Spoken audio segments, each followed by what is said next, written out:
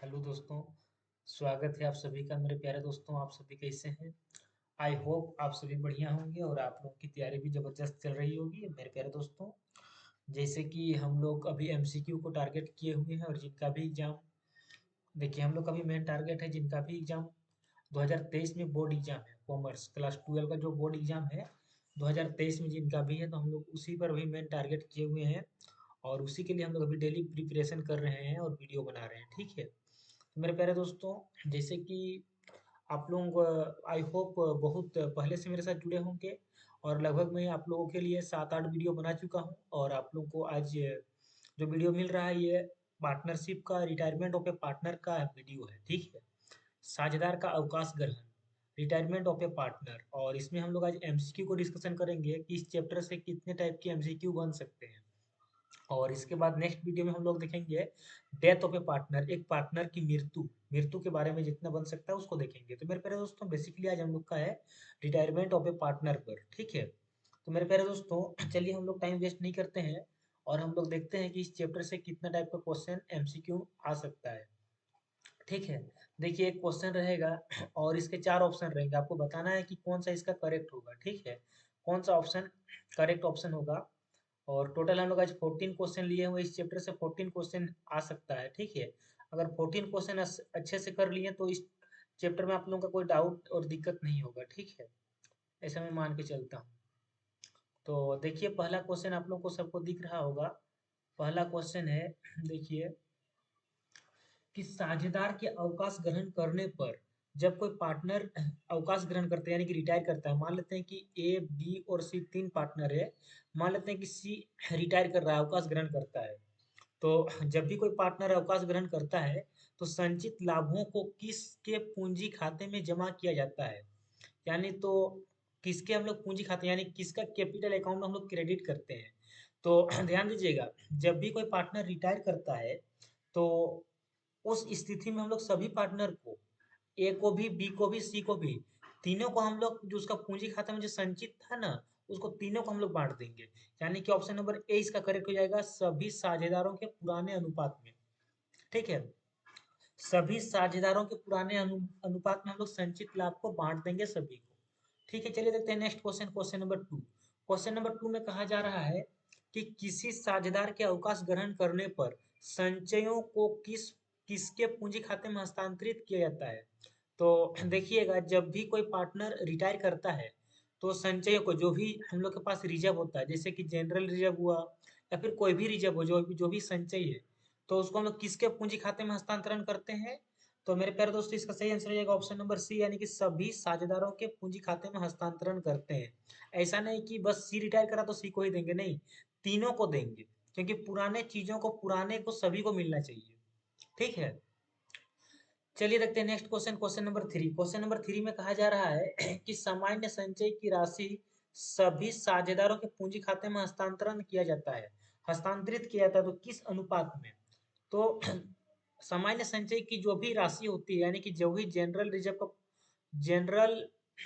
का अमाउंट है, इस अमाउंट को अगर हम बांटेंगे तीनों को, मान लेते हैं कि 3 पार्टनर है ए बी एंड सी, तो किस रेशियो में बांटेंगे, जो इन लोगों का ओल्ड रेशियो है उस रेशियो में बांटेंगे, किसमें, यानी कि पुराने लाभ हानि अनुपात में। ऑप्शन नंबर सी इसका करेक्ट हो जाएगा। ठीक है, चलिए दोस्तों देखते हैं next question, question number 4। Question number 4 में कहा जा रहा है कि साझेदार के अवकाश ग्रहण करने पर, मान लेते हैं कि ए बी और सी 3 पार्टनर है, मान लेते हैं कि सी जो है रिटायर कर रहा है, अवकाश ग्रहण करता है, तो पूरी राशि, ख्याति की पूरी राशि, जो गुडविल का जो अमाउंट है, वो किसके पूंजी खाते में क्रेडिट किया जाएगा। तो देखिए दोस्तों, यहाँ पर बात हो रहा था सामान्य संचय का, तो हम लोग क्या देखेंगे, सभी को बांटेंगे, है ना, कोई भी प्रॉफिट है तो क्या करेंगे, सभी को बांटेंगे। तो मेरे प्यारे दोस्तों, यहाँ पर बात हो रहा है कि गुडविल को तो किसी के भी खाते में डेबिट नहीं होगा, यानी कि क्या होगा, किसी को भी हम लोग क्रेडिट नहीं करेंगे। ठीक है, यानी कि क्या हो जाएगा, ऑप्शन नंबर डी इसका करेक्ट हो जाएगा। इस बात को, एकदम इंपॉर्टेंट क्वेश्चन है, देखिए, गुडविल के लिए हम लोग किसी को भी क्या नहीं करेंगे, क्रेडिट नहीं करेंगे, इस बात को याद करके रख लीजिएगा। चलिए देखते हैं next question, question number 5। Question number 5 में कहा जा रहा है कि बाहर जाने वाले साझेदार, यानी कि अवकाश ग्रहण करने वाले साझेदार को शेष साझेदार के पक्ष में फर्म के भावी लाभ के त्याग के लिए क्षतिपूर्ति की जाती है ना, की जानी है। तो शेष साझेदार इस क्षतिपूर्ति का अंश करते हैं।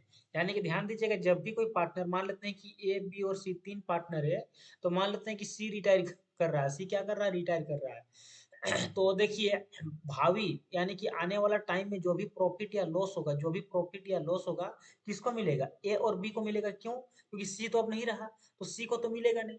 यानी कि अब सी का भी हिस्सा जो सी को मिलना था, वह हिस्सा भी अब ए और बी को ही मिलेगा। क्यों?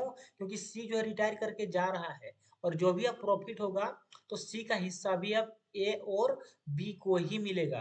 तो इसके लिए हम लोग जो है, इसके लिए सी को कुछ ना कुछ मिलेगा, सी को कुछ ना कुछ अमाउंट दिया जाएगा कि भाई तुम्हारा हिस्सा भी, अब तुम्हारा हिस्सा भी हम लोग लेंगे, तो तुम इसके बदले में कुछ लो, है ना। तो इसके बदले में उन लोगों को जो भी अंश मिलता है, जो भी इसको अंश मिलता है, तो इस अंश का क्षतिपूर्ति कौन करते हैं, ए और बी करते हैं। तो बताना है कि किस रेशियो में करते हैं, है ना। यानी कि जो भी कुछ इसको अंश मिलेगा, यानी सी को कुछ हिस्सा मिलेगा, तो भाई तुम्हारा हिस्सा अब हम लोग लेंगे, तो तुम इसके बदले में कुछ ये पकड़ो, तुम कुछ पकड़ो। तो ये जो इसको जो भी पकड़ाया जाएगा, ये ए और बी देगा। तो मेरा क्वेश्चन है कि ए और बी किस रेशियो में देगा।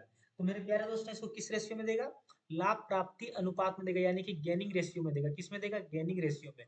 जिस रेशियो में सी का हिस्सा को ए और बी बांटने वाला है, उसी रेशियो में इस क्षतिपूर्ति को भी ए और बी उसी अनुपात में करेगा, यानी कि गेनिंग रेशियो में। ठीक है। आई होप मेरे प्यारे दोस्तों आप लोग समझ गए होंगे, और नहीं समझे तो वीडियो को 10 सेकंड पीछे करके फिर से देख लीजिए, समझ में आ जाएगा। चलिए देखते हैं next question, question number 6। Question number 6 में कहा जा रहा है कि अभिषेक, रजत और विवेक लाभ का बंटवारा देखिए किस प्रकार से करते थे। एक पार्टनर का नाम अभिषेक था, अभिषेक, दूसरा का नाम रजत, ठीक है, और तीसरा का नाम है विवेक। 3 पार्टनर थे, और देखिए तीनों का जो लाभ का विभाजन का अनुपात दिया गया 5:3:2 दिया गया है। और क्वेश्चन में कहा जा रहा है कि यदि विवेक सेवानिवृत्त होता है, यानी कि विवेक जो रिटायर करता है, सेवानिवृत्त मतलब होता है रिटायर करना, अगर ये रिटायर कर गया, तो बताना है कि अभिषेक और रजत, जो अभिषेक और रजत है, इन लोगों का नया अनुपात क्या होगा। तो देखिए मेरे प्यारे दोस्तों, इसके जाने के बाद इसको हटा दीजिए तो बचा क्या, 5:3, यानी कि अभिषेक और रजत का न्यू रेशियो क्या निकलेगा, 5:3 निकलेगा। तो ऑप्शन नंबर सी इसका करेक्ट हो जाएगा, ठीक है। सॉरी, ऑप्शन नंबर 20 का करेक्ट हो जाएगा, 5:3। ऑप्शन नंबर बी में दिया गया है 5:3। चलिए देखते हैं next question, question number 7। Question number 7 में कहा जा रहा है कि संयुक्त जीवन बीमा, यानी कि ज्वाइंट लाइफ, आप लोग इंश्योरेंस का नाम सुने हैं, संयुक्त जीवन बीमा, ज्वाइंट लाइफ इंश्योरेंस। तो जो भी ज्वाइंट लाइफ इंश्योरेंस पत्र का खाता और संयुक्त बीमा पत्र का खाता का जो शेष होता है, बताना है कैसा होता है। यानी कि ज्वाइंट लाइफ इंश्योरेंस और ज्वाइंट, जो ज्वाइंट लाइफ है, ज्वाइंट इंश्योरेंस पत्र का जो संचय होता है, संचय खाता का जो शेष होता है, यानी कि कहने का देखिए सिंपल सा मतलब यही है कि joint life insurance, joint life insurance का जो रिजर्व का जो शेष होता है, रिजर्व का जो शेष होता है, बैलेंस होता है, ये कैसा होता है। तो ये हमेशा क्या होता है, इन दोनों का, संयुक्त जीवन बीमा पत्र खाता और संयुक्त बीमा पत्र, इन दोनों का जो शेष होता है, ये हमेशा क्या होता है, समान होता है। क्या होता है, समान होता है। ऑप्शन नंबर ए इसका सही हो जाएगा, इस बात को याद रखिएगा। संयुक्त जीवन बीमा पत्र खाता और संयुक्त बीमा पत्र संचय खाता दोनों कैसा होता है, यानी संचय खाता, यानी कि रिजर्व में जितना है उतना ही यहाँ पर इंश्योरेंस में रहेगा। तो दोनों क्या होता है, बराबर बराबर होता है। यानी कि ऑप्शन नंबर ए इसका करेक्ट हो जाएगा। वेरी वेरी इंपॉर्टेंट क्वेश्चन है। मैं क्वेश्चन को फिर से रिपीट कर रहा हूँ, ध्यान दीजिएगा। संयुक्त जीवन बीमा पत्र खाता और संयुक्त जीवन पत्र संचय खाता। देखिए एक पत्र खाता लिखा हुआ है और एक लिखा है क्या, संचय खाता लिखा है। ये दोनों कैसा होता है, तो ये दोनों बराबर बराबर होता है, इस बात को याद रखिएगा। ऑप्शन नंबर ए इसका करेक्ट हो जाएगा। चलिए देखते हैं next question, question number 8। Question number 8 में कहा जा रहा है कि लाभ प्राप्ति अनुपात की गणना की जाती है। लाभ प्राप्ति अनुपात मतलब गेनिंग रेशियो। तो बताना है कि गेनिंग रेशियो की गणना कैसे की जाती है, और लाभ प्राप्ति अनुपात की गणना की जाती है तो कैसे की जाती है और कब की जाती है। तो गेनिंग रेशियो का हम लोग कैलकुलेशन कब करते हैं, यानी गेनिंग रेशियो का जो गणना है कब की जाती है, जब कोई साझेदार क्या करता है, अवकाश ग्रहण करता है।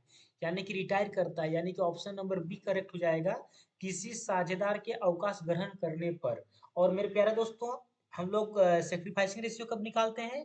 जब कोई नया साझेदार प्रवेश करता है तब। इस बात को याद रखिएगा। चलिए देखते हैं नेक्स्ट क्वेश्चन, क्वेश्चन नंबर 9।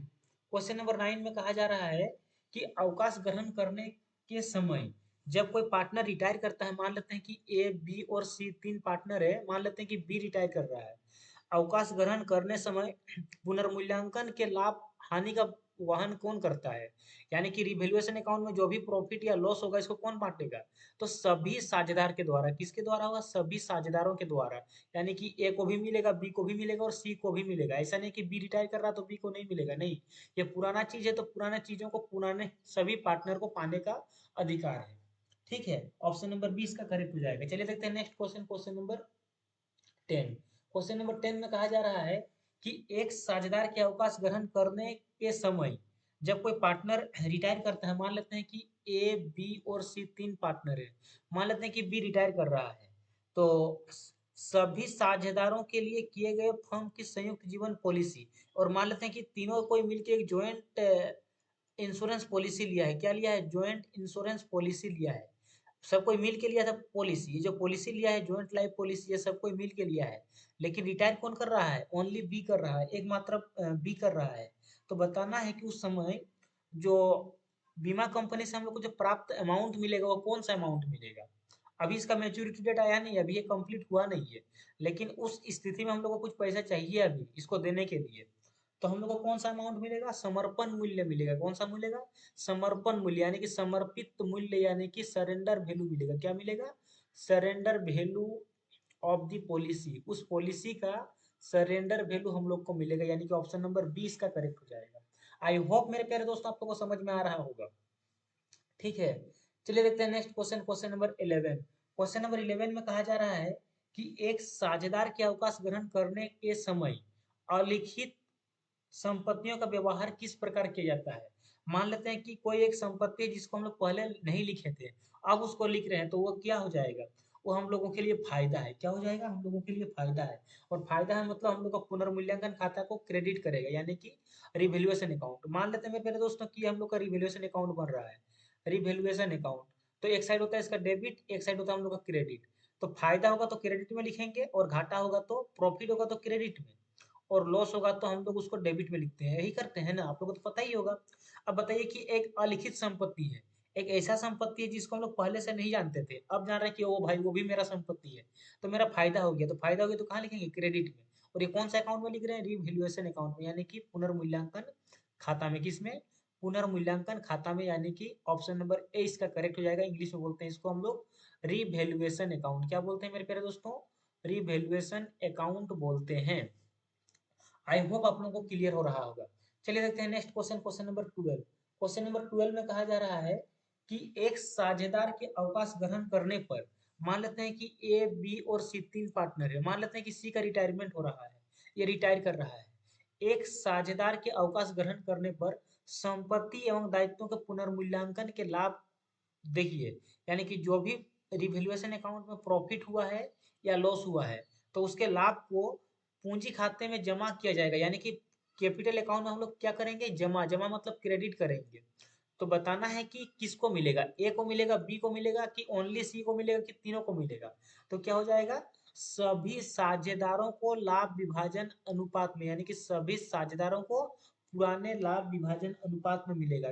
तीनों का अधिकार है क्योंकि पुराना चीज है, पुराने चीजों को पुराने सभी साझेदार बांटेंगे पुराने अनुपात में, यानी कि सभी साझेदारों को पुराने लाभ विभाजन के अनुपात में मिलेगा। ठीक है, आई होप मेरे प्यारे दोस्तों आप लोगों को समझ में आ रहा होगा। चलिए देखते हैं next question, question number 13। Question number 13 में कहा जा रहा है, क्वेश्चन नंबर 13 और 14 हम लोग का लास्ट क्वेश्चन है ना।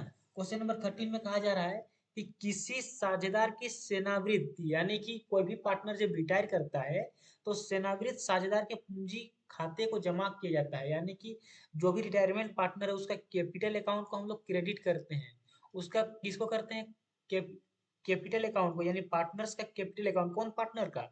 जो रिटायरिंग पार्टनर है, जो पार्टनर रिटायर कर रहा है उसका कैपिटल अकाउंट को हम लोग जमा करते हैं, यानी कि क्रेडिट करते हैं। तो बताना है कि हम लोग किसके साथ इसको करते हैं, है ना? तो उसके भाग की ख्याति के साथ, किसके साथ? उसके भाग की ख्याति के साथ। क्योंकि उसको क्या मिलेगा? जो उसका कैपिटल है तो मिलेगा ही मिलेगा, साथ के साथ उसको क्या मिलेगा? गुडविल भी मिलेगा। यानी कि उसके हम लोग गुडविल के साथ उसको हम लोग क्रेडिट करते हैं, यानी कि ऑप्शन नंबर इसका ए करेक्ट हो जाएगा, उसके भाग की ख्याति के साथ। चलिए देखते हैं नेक्स्ट क्वेश्चन मेरे प्यारे दोस्तों, क्वेश्चन नंबर 14। क्वेश्चन नंबर 14 में कहा जा रहा है कि फर्म द्वारा संयुक्त बीमा पॉलिसी ली जा सकती है। अगर कोई फर्म है, एक मान लेते हैं कोई एक फर्म है जिसमें ए बी और सी तीन पार्टनर है, तो अगर चाहे तो ये अलग अलग भी अपना पॉलिसी ले सकते हैं, यानी कि सभी साझेदार को संयुक्त रूप पृथक पृथक मतलब अलग अलग भी ले सकते हैं, और चाहे तो ये लोग सबको मिला करके एक ज्वाइंट भी ले सकता है, यानी कि ऑप्शन नंबर ए भी करेक्ट है और ऑप्शन नंबर बी भी करेक्ट है। तो इसका सही आंसर क्या हो जाएगा? ऑप्शन नंबर डी, यानी कि ए एवं बी दोनों। ठीक है, चाहे तो ये लोग मिलके एक साथ ले सकता है जिसको बोलते हैं संयुक्त जीवन पॉलिसी, और अगर चाहे तो अलग अलग भी ले सकते हैं जिसको बोलते हैं पृथक पृथक पॉलिसी, पृथक जीवन पॉलिसी। तो इन लोगों के ऊपर डिपेंड करता है कि लोग ज्वाइंट लेना चाहता है कि अलग अलग लेना चाहता है। तो मेरे प्यारे दोस्तों, इस प्रकार से आप लोग को ये वीडियो अच्छा लगा होगा, है ना?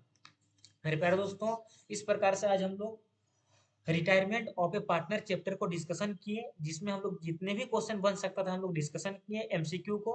मेरे प्यारे दोस्तों, इस प्रकार से आप लोगों को हर एक चैप्टर का एमसीक्यू का वीडियो मिलेगा, आप लोग मैक्सिमम वीडियो को वायरल कीजिए। ठीक है, अब आप लोगों को नेक्स्ट वीडियो में मिलेगा डेथ ऑफ ए पार्टनर, एक साझेदार की मृत्यु। मृत्यु पर हम लोग देखेंगे, उसके बाद हम लोग फिर कंपनी अकाउंट पे रिमूव करेंगे और हर एक चैप्टर के एमसीक्यू को डिस्कशन करेंगे, और जैसे ही हम लोग का एमसीक्यू का सेशन कंप्लीट होगा, उसके बाद हम लोग शॉर्ट टाइप न्यूमेरिकल लेके आएंगे, शॉर्ट टाइप न्यूमेरिकल को बनाएंगे, उसके बाद हम लोग लॉन्ग टाइप न्यूमेरिकल, यानी कि अकाउंटेंसी में आप लोगों का 90 प्लस लाने का जिम्मेवारी मैं उठाता हूं। तो मेरे प्यारे दोस्तों, आप लोगों को भी एक अपना कर्तव्य निभाना होगा कि इस वीडियो को मैक्सिमम से मैक्सिमम झारखंड के हर एक बच्चों तक पहुंचाइए। मेरे प्यारे दोस्तों, मिलते हैं नेक्स्ट वीडियो में, तब तक आप लोग हंसते रहिए, मुस्कुराते रहिए, अपना ख्याल रखिए, आप लोग ख्याल रखिए, मिलते हैं नेक्स्ट वीडियो में। Thank you.